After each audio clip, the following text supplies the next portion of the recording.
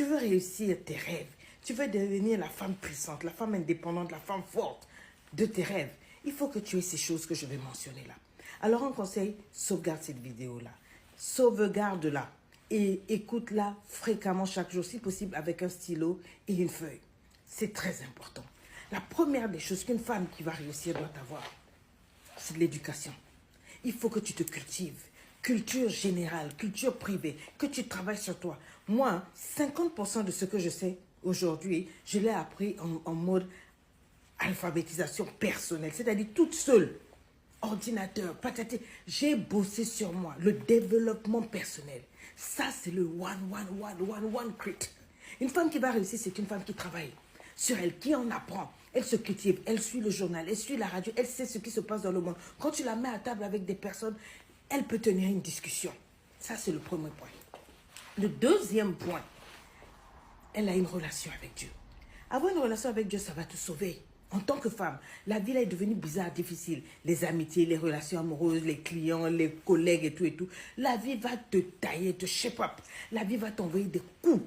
Si tu n'as pas Dieu, tu ne pourras pas résister. Tu ne pourras pas tenir. Tu ne pourras pas garder ta foi saine et saine. Tu ne pourras pas construire ton estime de soi de manière saine pour réussir à devenir ce que tu rêves d'être. Aie une relation avec Dieu. La troisième chose que tu dois avoir, c'est le permis. Quand tu as le permis, c'est une sorte de liberté que tu accordes à ton esprit. Tu es en train de dire au ciel, je vous envoie le signal que je suis ready. Envoyez-moi la voiture. Que ce soit la Land Rover, la Land Cruiser, la Rolls-Royce. I am ready. Je sais au moins conduire.